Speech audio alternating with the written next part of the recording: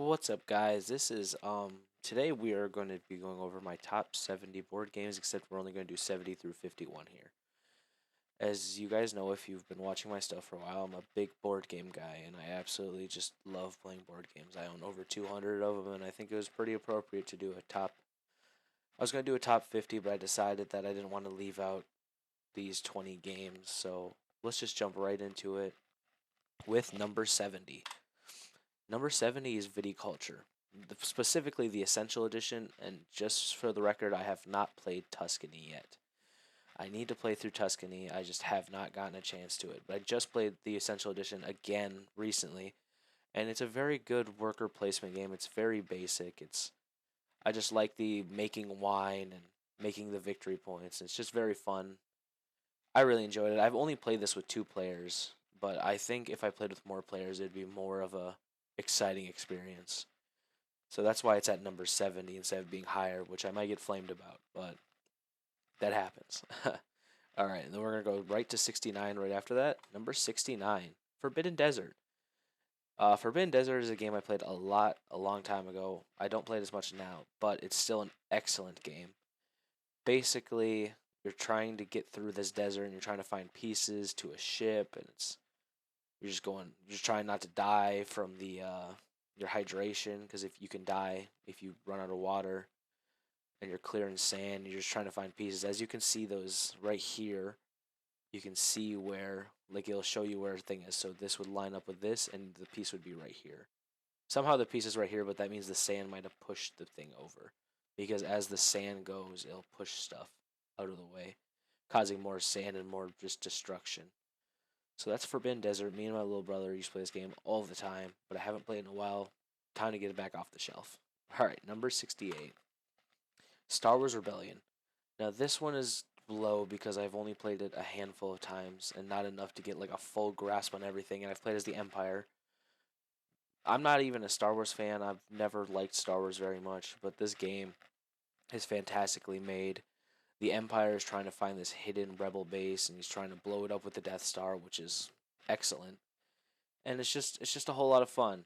And I need to get this one to the table again. It's just such a long, heavy game that it's just hard to get to the table. So let's go to our number 67. I don't have much more to say about this one. Skull. Skull is a fantastic, easy game. You'll be placing, you'll be bidding. Like, you'll place these discs, and if you have the skull, if you flip a skull, you'll get bad. You'll die. You just get outed and you have to lose a disc. So basically, your goal is to bid how many flowers you can find. So somebody will be like, I can flip 5 flowers, and somebody will be like, I'll flip six. And if you can flip 6 flowers, you win one round. You have to win 2 rounds to win the game. But if you flip a skull, you lose a disc and you don't win at all. And the thing about the bluffing is that, say you have a skull in your pile, you immediately will be losing if you bid. But you're trying to get someone else to outbid you.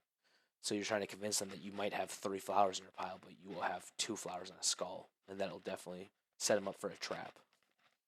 So that's it for Skull. I just think it's a fun, easy social deduction game, and I really enjoy playing it. So let's jump into the next one. Libertalia Winds of Galecrest. See, I played the original Libertalia a very long time ago, and I don't really remember it at all. But this game is very good. So you get a hand of cards, and you are pirates. And you'll have all your cards will have special abilities. This looks like a setup for a two-player game, which I've never done.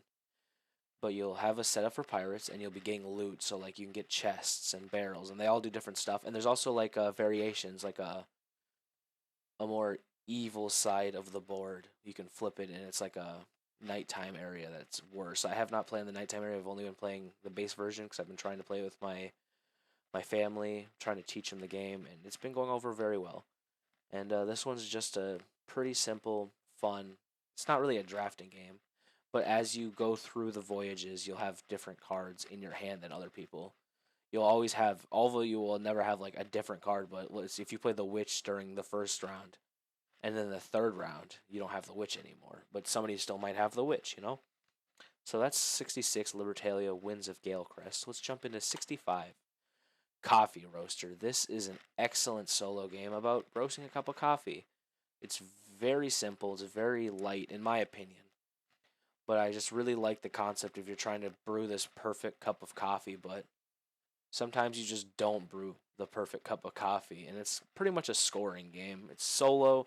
It's not really a competitive. There's no competitive nature besides trying to hit that exact mark. Like on this one, you can see here you need 15 roast points to get 10 victory points. But you can also get, if you have a red and 2 blue in there, you also get extra points for flavor.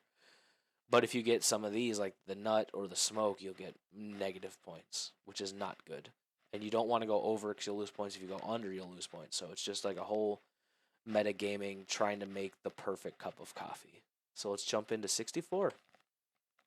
64 is Project Elite. This used to be closer to my top 20, but my last play I just didn't think it was as interesting as I remember it being. Basically, it's a real-time game where you are rolling these dice and you're doing actions at the exact same. So you have 2 minutes to do all your actions. You're shooting the aliens and trying to do objectives, and it's a fun game, but I just don't find it as engaging as some other real-time games that might be popping up later on the list. But it's a fun game, but I think it's too much setup for what it is. But it's still a good game. So let's jump into my number 63. My number 63 is Knockdown. This might be a interesting choice, but Knockdown is a very simple 2-player only, just Street Fighter type game. You're trying to knock the other person off the edge, or you get cubes, these cubes, and you have to set a timer for, I think it's 10 seconds or something, and you have to stack all the cubes up on top of each other. And if they fall over, you're out. Like if you can't stack them all, you die. But it's a very interesting game, and I need to play more of this because I've only played that base game, this one on the left, this one right here. I've not played the Nemesis edition or the Tainted Grail version yet, but I will get around to it. So that's number 63, Knockdown. Number 62 is the Isle of Cats. I really do like this game. It's a polyomino game where you're trying to have cats on your ship and you're saving cats from this island this guy's gonna come and destroy the cats and kill them all. And you're placing treasure and stuff. And if you connect cats, like the same color cats, like these blue cats, they're a family, so they'll be worth more points at the end of the game. I find this game good, but I think it's not as good as I think I wanted it to be. But it's still number 62. It's still in the top 70, which means it's not a bad game, but it's just not as good as I wanted it to be. So let's jump into the number 61, Galaxy Trucker. This game is definitely a hit or miss for people. You're on a time limit and you're building this ship, not an alien ship, your spaceship. And bad things will happen, like a meteor will come down and crash into your ship, which could destroy your entire ship, and you'll no longer have a ship. And you're trying to get these boxes to get money, and it's just a super chaotic game. If you don't like chaotic games, you're gonna hate this game. But it's just fun, chaotic. It's very hard to be super competitive in this game because of all the chaos. Because 1 second you can have the best ship in the game, and the next thing you know, a meteor hits it and blows up your ship. So that's really it for Galaxy Trucker. I think it's an excellent game. So let's just go into number 60, Corkle. This is might get some flack. These two pictures are terrible choices. The Corkle is just a really simple connecting game where you're connecting stuff to get points. There's not really much to say about this game besides you can't connect the same color, the same symbols together. Like you have to have different symbols for the color, or they have to be different colors of the symbol. It's very interesting. So you can't have two green stars be touching each other. It's a fun game. I play this a lot with my family, and I just think it's a good time. It's very simple, easy to teach, and it's a good one. My number 59 is Good Cop, Bad Cop. Now, Good Cop, Bad Cop is a social deduction game where some people will be good cops and some people will be bad cops or crooked cops. And you're trying the kingpin is the leader of the bad cops, and they're trying to kill the agent while the other ones are the opposite. So you can get action cards to like do certain things, you can get wounded, you can shoot people. It's just a very good game, and I very much enjoy this. I have the big box version of this game, and I thought it's a very good game. I just enjoy playing it. It's a fun, get a good group. You have to have a big group of people to play this game, but it's still a very fun one. It's not my favorite social deduction game, which will probably be coming up later on this list. So let's jump right into 58. My 58 is 51st State Master Set. Now, shout out to Z Garcia. This is his number one. I very much enjoy this game. I need to play more of this. I even pre-ordered the Ultimate Edition. Um, you're building up your 51st state, the 51st state, and you're trying to like get guns. And I like the like kind of apocalyptic type theme, and like you can like get gun runners and you give them guns and they give you victory points and you're just doing a lot of cool stuff. You can raise other people's buildings. I just think it's a very interesting game. It's very fun. I need to play a lot more of this game because I've only played it once very recently. That's probably why it's so low. And let's just jump into 57. 57 is going to be Western Legends. This is another game I want to play a lot more. Western Legends is a sandbox Western game. Like you could be a sheriff, you could be a bandit, you could be a cattle rustler, you can go gambling. It's just a very good time. I very much enjoy the aesthetic of this game, and the theming is amazing. I need to get the expansions because I haven't played with those, but I do need to play more of this game. I need to get this game to the table because I really enjoyed the Wild West is one of my favorite themes, and it's just a very good game. I just need to play way more of it. So that's number 57, Western Legends. Let's just jump into another one. Number 56, Downforce.